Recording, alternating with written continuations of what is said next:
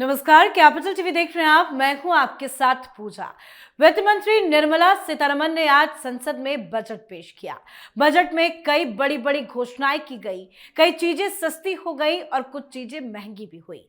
सबसे बड़ी बात, ऑपरेशन सिंदूर का असर डिफेंस बजट पर दिखा है।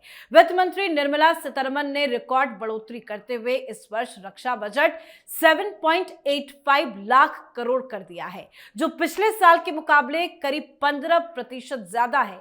सेना के हथियारों और आधुनिकीकरण के लिए कैपिटल बजट भी 22% बढ़ाकर 2.19 लाख करोड़ करने की घोषणा की गई। यह बढ़ोतरी इसलिए भी महत्वपूर्ण है क्योंकि दुनिया में युद्ध और तनाव बढ़ रहे हैं। रूस, यूक्रेन, मध्य पूर्व, भारत चीन और भारत पाकिस्तान सीमा पर चुनौतियां। भारत को अपनी सेना को आधुनिक बनाने की जरूरत है। तो आज पेश हुआ बजट किस किस लिहाज से काफी महत्वपूर्ण है, आज इसे समझेंगे। और चर्चा के लिए मेरे साथ स्टूडियो में मौजूद हैं कैपिटल टीवी के editor in chief doctor Manish Kumar. Doctor साहब, बहुत बहुत स्वागत है आपका। धन्यवाद। आज निर्मला सीतारमण ने बजट तो पेश कर दिया, लेकिन इस बजट को आपसे समझना चाहेंगे किन किन लिहाज से ये बजट आज का कितना महत्वपूर्ण है। देखिए, ये बजट कोई एक साल का बजट नहीं है।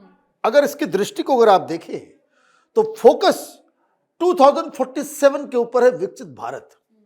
लेकिन आपने बहुत ही स्पेसिफिक तरीके से अपने इंट्रोडक्शन में बताया कि ये बजट डिफेंस के लहजे से किस तरह से ये इंपॉर्टेंट है, इसको भी समझना है। और सिर्फ डिफेंस की अगर बात करें तो फिल्मी लैंग्वेज में कह सकते हैं बड़ा धुरंधर किस्म का बजट है। एक बात कहनी पड़ेगी, प्रधानमंत्री मोदी की सरकार, उनका फोकस हिलता डुलता नहीं है। आपने इन युद्धों के बारे में बात की, ऑपरेशन सिंदूर के बारे में बात की, अभी इजराइल और ईरान के बीच जो युद्ध हुआ, अमेरिका और ईरान के बीच जो खबरें आई कि B-2 बॉम्बर का इस्तेमाल किया गया, कई सारे युद्ध हो रहे थे। अभी फ्यूचर क्या है? यही लीडरशिप की क्वालिटी होती है कि आप फ्यूचर को ध्यान में रखते हुए, उसको समझते हुए आप अपनी बजट की तैयारी करते हैं। सारी दुनिया, वैसे पाकिस्तान और चाइना के अंदर मायूसी छा गई हो। 15% आप अचानक से अपना डिफेंस एलोकेशन बढ़ा देते हो, ये कम पैसे नहीं है। पाकिस्तान तो उसमें मैच ही नहीं कर पाएगा। और ये सिर्फ पाकिस्तान के लिए नहीं, चाइना, पाकिस्तान, पूरी दुनिया की जो ग्लोबल लेवल पे चीजें जो हो रही है उसको समझना जरूरी है।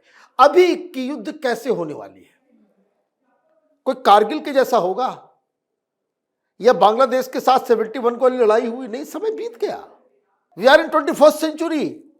और अभी जो लेटेस्ट युद्ध हुआ है उसमें क्या क्या चीज हमने देखा। हाइपरसोनिक मिसाइल जो ईरान मार रहा था, इजराइल के आयरन डोम को तोड़ दिया, इसकी चर्चा हो रही है। अभी बातचीत चल रही है चाइना और इसको लेकर के खबरें, डिफेंस एक्सपर्ट्स क्या कर रहे हैं कि चाइना के पास बहुत सारे hypersonic missiles, long range missiles, drone, space, AI, social media, ये आज के मॉडर्न युद्ध के नए नए आयाम हैं। 5th जनरेशन फाइटर प्लेन्स, ये सारी चीजें क्या है? ये आज के संदर्भ में सुरक्षा। अब ऐसा तो होगा नहीं कि आज के जमाने में लाठी लेकर के आप सुरक्षा नहीं कर सकते। वो जमाना चला गया, कोई जमाना था 2 सेंचुरी पहले। अभी आप उसकी सुरक्षा नहीं कर सकते। इसलिए ये बातें मैं क्यों कह रहा हूं? बजट के दौरान जो शब्दों का इस्तेमाल किया गया, भाई क्या क्या फोकस एरिया है? फोकस एरिया है एयरफोर्स मॉडर्नाइजेशन। एयरफोर्स मॉडर्नाइजेशन में भी फाइटर जेट्स, आवाज सिस्टम, फिर 5th जनरेशन जो फाइटर जेट्स जो है वो हमें चाहिए, उसके ऊपर फोकस रखा गया है। अभी हाल में ही आपने देखा कैसे 114 राफाल, और राफाल सिर्फ हम ले नहीं रहे हैं, हम अपने हथियार के मुताबिक उसको मॉडिफाई भी कर रहे हैं। फिर बताया गया surveillance system, ISR system, high altitude logistics, अब देखिए वो चाइना परेशान हो रहा होगा, ये गलवान और ये जो ले और बाकी सारी चीजें, क्योंकि युद्ध वही होना है चाइना के साथ, हाई अल्टीट्यूड वॉर। तो इसलिए आप जैसे ये शब्द सुनते हैं तो समझ में आता है कि भाई टारगेट हमारा जो है हमने चुन लिया है। ये पाकिस्तान तो अच्छा मैंने बच्चा खिलाड़ी है, उसको तो देख लिया जाएगा, लेकिन ये जो बजट की जो बढ़ोतरी की जा रही है वो दरअसल ये चाइना को फोकस में रख करके किया जा रहा है।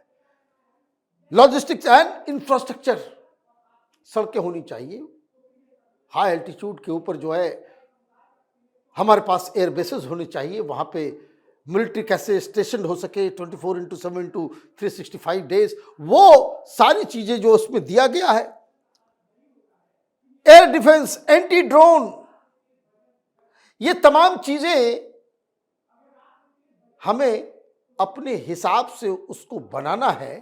ये फोकस प्रधानमंत्री मोदी ने इस बार इस बजट के अंदर किया है। 3-4 चीजें, पाकिस्तान और ये जो आगे जो हमारा ऑपरेशन सिंदूर चल रहा है उस दौरान हमने क्या सीख लिया, हमारे एयर चीफ ने क्या, हमारे आर्मी चीफ ने क्या कहा कि वी वॉन द बैटल, लेकिन सोशल मीडिया पे इन लोगों ने बड़ा हंगामा किया और सोशल मीडिया पे साइबर स्पेस में हम लोग उसके साथ मैच नहीं कर पाए, ये एक सीख है।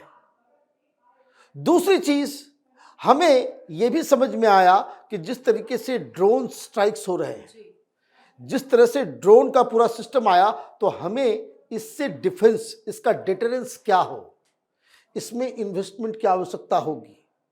प्रधानमंत्री मोदी ने इस ऑपरेशन सिंदूर के बाद एक नया कि वो जो सुरक्षा कवच जो है उन्होंने जो है वो गांडीव जो है उन्होंने स्टार्ट किया कि भाई सब जगह जो इंपॉर्टेंट शहर है, क्योंकि जिस तरीके से पाकिस्तानी सिविलियंस के ऊपर टारगेट कर रहे थे, ड्रोन जो है वो अटैक जो है वो किया जा रहा था सिरसा के ऊपर, तो जोधपुर के ऊपर, जैसलमेर के ऊपर, अमृतसर के ऊपर, तो ये जो अलग अलग शहरों में सिविलियंस को इस तरह के अटैक से बचाना है, तो वो तो योजना घोषित हो गई थी।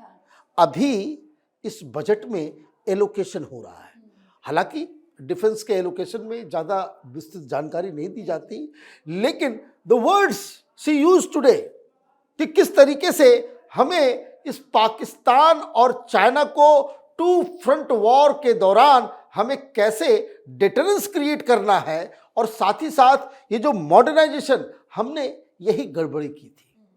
चाइना और जो युद्ध हुआ 65 में, मालूम चल रहा था कि हमारे जो ऑर्डिनेंस फैक्ट्रीज हैं जहां बंदूकें बननी चाहिए वहां जूते बन रहे थे। यूपीए की सरकार राजीव गांधी के बोफोर्स घोटाले के बाद से करीब 20 साल तक हमने कोई बहुत बड़ा डील डिफेंस का नहीं किया। 25 साल तक हमने कोई फाइटर जेट्स नहीं खरीदे। टेक्नोलॉजी कहां से कहां चली गई, हम अपने ही चीजों को बस थोड़ा सा मॉडिफिकेशन कर रहे थे, और इससे हुआ ये कि पाकिस्तानी वो F-16 ले रहे थे और हम अपने पुराने हवाई जहाजों को जो है, फाइटर जेट्स को जो है उसको रीमॉडल करने में लगे हुए थे। तो ये एक स्ट्रेटेजिक मिस्टेक। अभी ये जो बजट, जैसे इंफ्रास्ट्रक्चर में, बाकी चीजों में प्रधानमंत्री मोदी की तरफ से साफ साफ कहा गया कि ये विकसित भारत, डेवलप्ड इंडिया जो विजन है 2047, उसको ध्यान में रख के ये बजट दिया गया है। इसलिए आप देखिए डिस्कशन नहीं, कोई साबुन महंगा तो तेल सस्ता, ये सब नहीं डिस्कशन हो रहा है इस बार। क्यों नहीं हो रहा? ये सब तो ऑलरेडी है। अब हमें बजट और सरकार की तरफ से जो एलोकेशन है वो हमें एक डेवलप्ड नेशन बनाने के लिए क्या क्या चीज की जरूरतें हैं उस हिसाब से है, और उसी संदर्भ में डिफेंस के ऊपर भी, ये नहीं कि इतना माल यहां खरीद लेना है, इतने हथियार।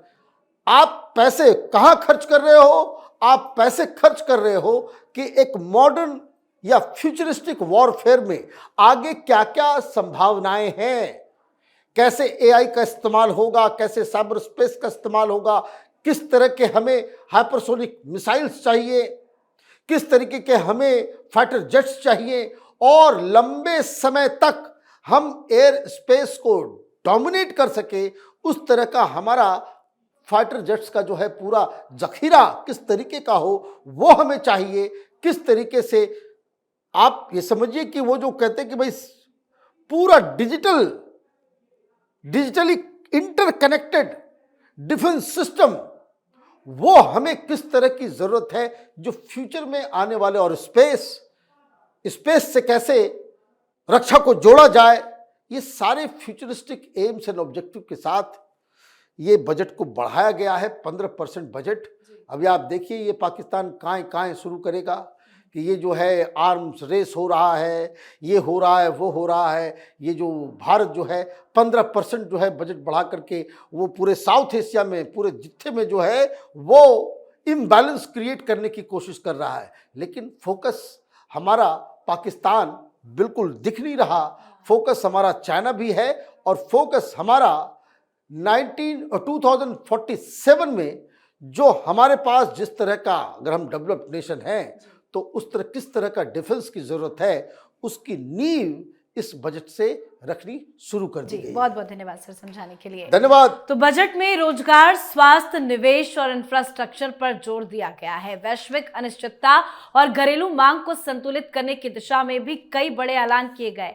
बजट में विदेशी यात्रा, शिक्षा और चिकित्सा के लिए टीसीएस दर घटाई गई है। 17 एंटी कैंसर दवाओं और दुर्लभ बीमारियों की दवाओं को कस्टम ड्यूटी से छूट मिली है। वहीं जो विदेशी नागरिक भारत में रहते हैं उनकी विदेश से होने वाली कमाई पर अब टैक्स नहीं लगेगा। रक्षा मंत्रालय को 7.8 लाख करोड़ रुपए का बजट आवंटित किया गया। साथ ही आयकर स्लैब में कोई बदलाव नहीं किया गया। किसानों को भी कई बड़ी सौगातें दी गई है। तो पीएम मोदी ने बजट को ऐतिहासिक बताया। उन्होंने कहा कि वर्तमान के सपनों का साकार करने वाला ये बजट है।